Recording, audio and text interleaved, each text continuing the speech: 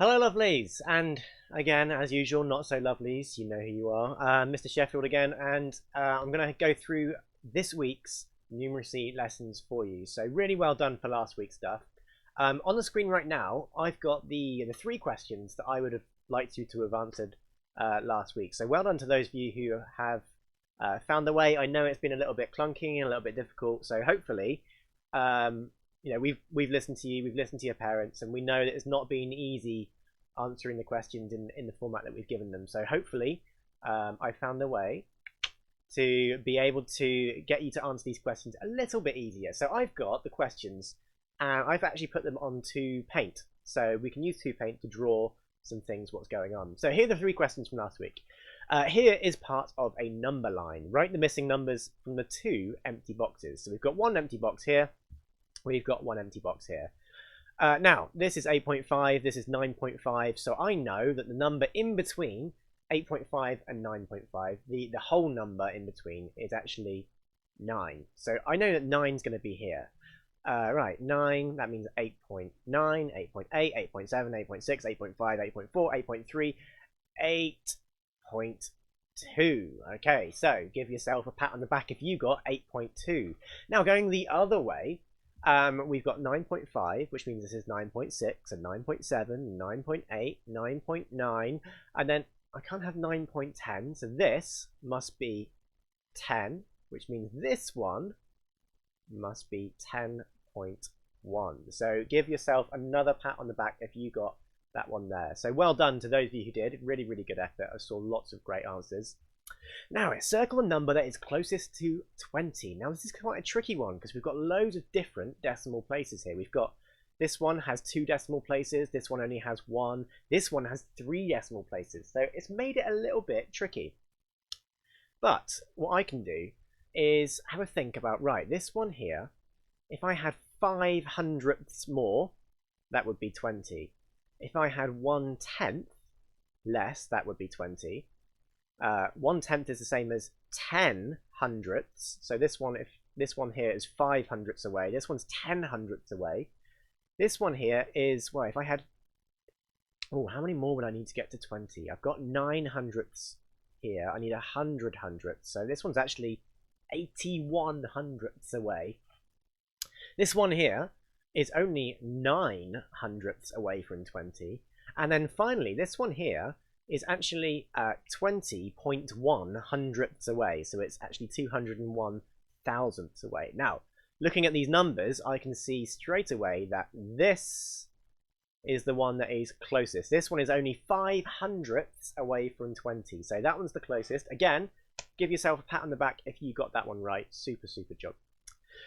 Now, this is actually quite a tricky one. This last question here. It says, here is part of a number line. Write the numbers shown by the arrows. Well, let's think. If we're counting up in tenths, let's have a look and see what happens. So 0.4, 0.5, 0.6, 0.7, 0.8.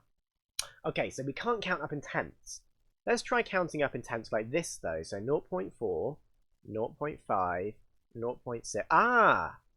Okay. So I know that each 2 of these little sections is 1 whole tenth. Okay.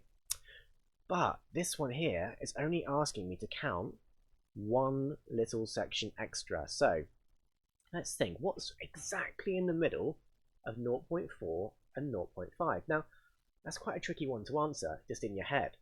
But I know that if I did this, what's in the middle of 40 and 50? Well, directly in the middle of 40 and 50 is 45. So I can tell straight away that actually in the middle of 0.40 and 0.50 is actually 0.45. And I can do the same up here. In between 0.5 and 0.6, that would be 0.55. And now we can start spotting some patterns. So we've got 0.4, 0.45, 0.5, 0.55, 0.6, 0.65. So, again, pat on the back if you got any of those right. If you didn't get them right, don't worry. Have a think about how you should have answered the question. Think about what I've said in answering that question for you, and see if that makes sense. If it doesn't make any sense, that's absolutely fine. Of course, you can ask your parents, you can send me a 2 email, that's absolutely fine. Now, before I go on to this week's learning, I do want to give a couple of shout outs. So, from Hudson class, really well done to Louis and Maya. Miss Kaminsko and Miss Stein said that you've been working really, really hard, and I had a look at your work and I was like, yeah, brilliant, super impressive. Lots of really good work from my class as well. So well done, Joseph and Gusta. In particular, I was really impressed with you guys. Max, Luna, Annalise, there's absolutely tons of you sending in some fantastic work. So really, really good. One extra super special mention, and this is to John in Rio Grande. Great name, by the way. John in Rio Grande, who has been working his socks off on Purple Mash. He's been doing absolutely loads of extra stuff. So really, really, really good stuff from John. Really impressed. Now, this week's learning, okay, we're going to carry on a little bit with decimals, but this time, instead of looking at the decimals and how to partition them, we're going to be looking at rounding the decimals. Now, rounding decimals is all about trying to find a number which is easier to deal with. I know that if I'm adding decimals in my head, I don't really like having to add them directly. Sometimes, when I encounter decimals, somewhere like shopping. Okay, so if I'm going to the shop, which actually is one of the activities later on in the week, if I'm going to the shop, I know that I'm going to have to think about how much this is going to cost me as I go round, and I can't add up £2.99 and £3.75 and £1.43 and all these different prices as I'm going round, because it's going to get too much. But what I can do is I can estimate how much each of those items is going to be, and then I get a rough guess of how much I'm going to spend at the end of my journey. So, your first day of activities this week, we've got some rounding of decimals. We've got some number cards here. Draw arrows to estimate the position of the numbers on the number line. Well, I know from last week's work that you showed me, number lines, bam, I know you've got these. So these will be really, really easy for you to keep on going. Okay, so I've got some, I'm going to zoom out a little bit, here we go. We've got some number cards that do exactly the same thing, but this time, instead of whole numbers, you're using decimals. It says here, fill in the integers on the number line. Integers means whole number, so fill in the whole numbers on these number line. What number goes here? What number goes here? So 7.1, 7.2, 7.3, 7.4, 7.5, 7.6, 7.7, 7.8, 7.9, all of those are decimals that are in between two integer numbers, two whole numbers. What two numbers are they? Exactly the same for part B as well. And just like last week, again, you've got some greater than, less than.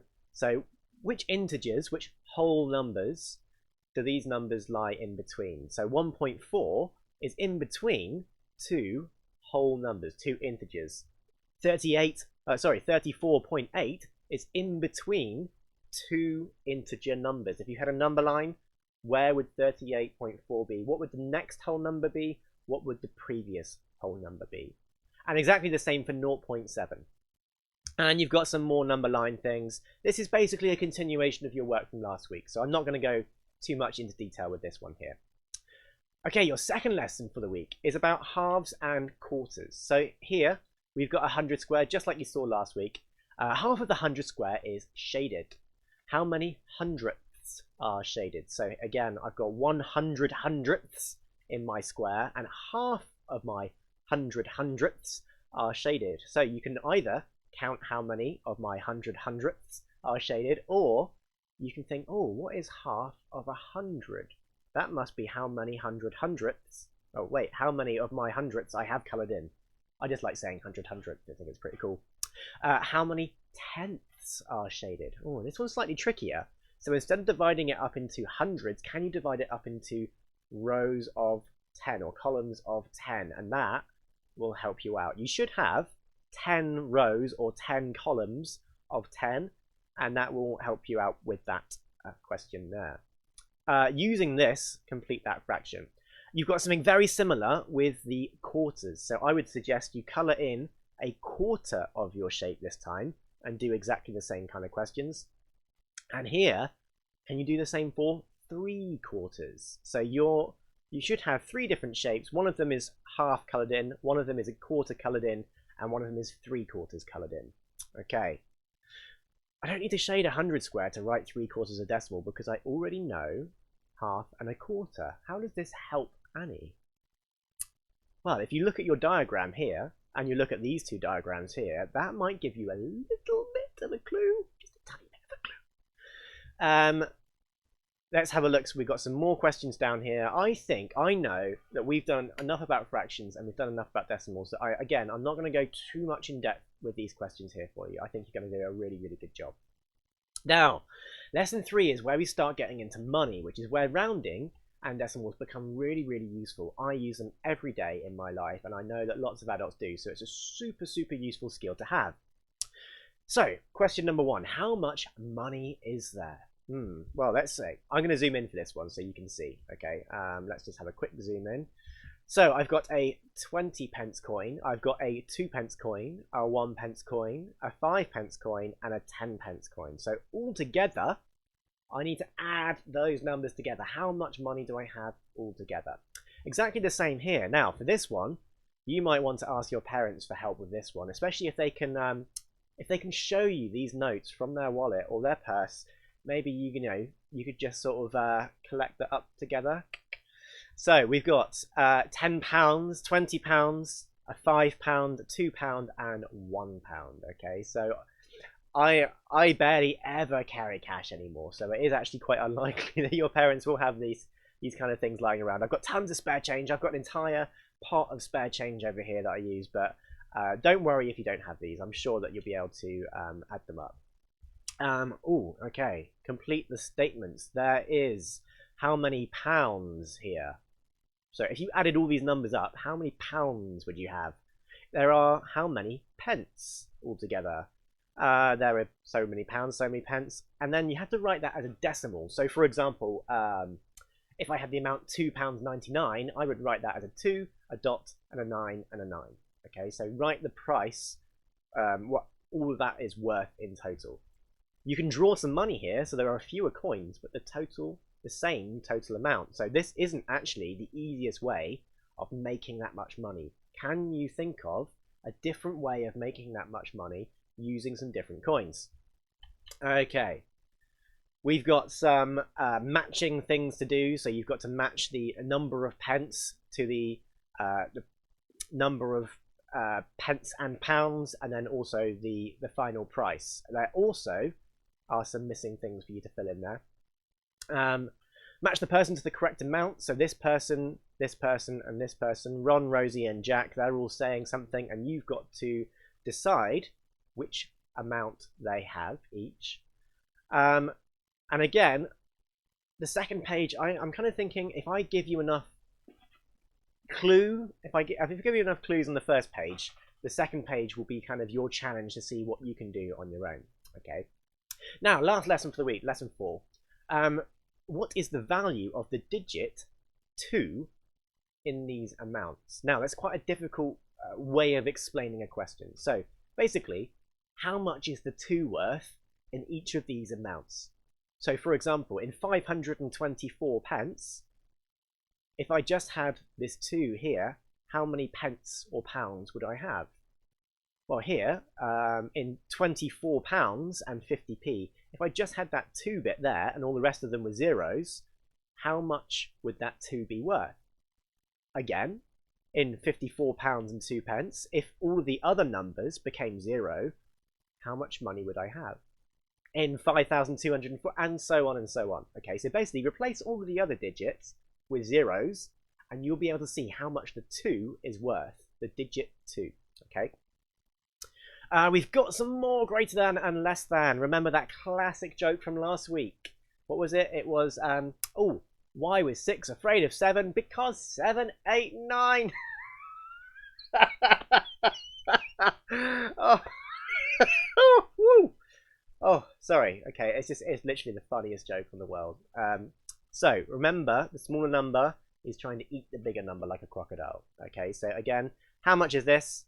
How much is this? Which is the bigger number? Which is the smaller number? The smaller number is trying to eat the bigger number one. Okay. Here, draw 3 coins in each box to make the statements correct. So this one here says £26.70. Here, I've got £25 already. But here it says £26.70 is less than £25. So I need to draw 3 coins that actually makes £26.70 less than what I've got in here. Okay, so at the moment I've got 25.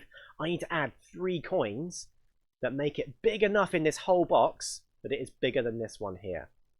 Same kind of thing for this one. I need to add 3 coins, but at the moment it's true. £26.70 is bigger than £25, but you've got to add 3 coins that still make it true. And then your last challenge for this first page is £26.70 is equal to, and you've got to add 3 coins to see if you can make that equal to this one here. Okay. Now, it does actually say down here, is there more than one way to make each statement correct? So that is a bit of a clue, tiny bit of a clue again, that actually there is more than one way of answering this question. Okay, last page. Again, you've got some greater than or less than, and again, I'm not going to go into too much detail because these are kind of like your practice questions, and then you're going to have this independent, have a go at it on your own, see what you can do. Now, very, very final thing. Okay, these are your challenge questions for this week. Okay, now I'm going to put these up in a way that you can access them. I'm going to put them in Purple Mesh, maybe in the same way as an image here, so that you can access this. You can draw in it. What I would suggest is changing the size of the paintbrush down here because that's quite big, but you can make it a little bit small like that, and that will help you out. So these are your questions, and I'm only giving you 2 questions, but they do come in more than one part. Let me zoom in so it's a little bit easier for you to see. Here we go.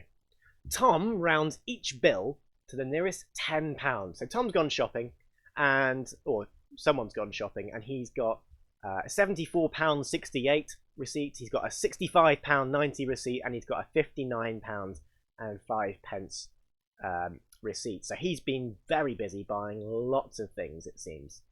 He rounds each bill to the nearest £10, and then he adds them up. So for Tom, he needs to decide, if you're counting in tens, well, you 10, 20, 30, 40, 50, 60, 70, 80, 90, etc. Which one of those tens is this closest to? Which one of those tens is this closest to? Which one of the tens is this closest to? Once you've got those 3 numbers, add them up and see what the total is. Okay. Now, Mary, she's obviously going around with a calculator or something. She's cheating. Or she's super, super, super smart and she's doing it entirely in her head. So Mary's adding up these 3 bills exactly. So she might have to use column methods or any other method you would like to add 74.68, 65.90 and 59.05. And once you've added them together, it says, oh, what is the total difference? So it's not just what is the answer, it's Mary had this answer, Tom has this answer. What is the difference between the 2? Now remember, difference refers to either addition, subtraction, multiplication, division. What is the difference between them? If I give you a clue, the difference between 5 and 7 is 2. So what clue I'm going to give you that one. So Tom rounds his numbers and adds them. Mary adds them up exactly. What's the difference between those 2 answers? Okay. And you've got one more question. Bit of an investigation kind of question here. Liam, he's got 5 coins. Don't know what those coins are yet. Okay, but you've got 5 different coins. 3 of these coins add up to 30 pence. 3 of the coins add up to 40 pence. All 5 coins add up to £1. So, what 5 coins does Liam have? What I would suggest with this one, if you're not sure, just have a go. Just think, oh, you know what, I'm going to put 5, 10, 5, 2 and 1. Right, 5, 10, 5, 2 and 1. Do they add up to a £1? No, okay, so it's not those 5. Just have a go, okay? Think about 3 coins that can add up to 30p. It could be 2 5s and a 20. It could be 3 10p's. It could be,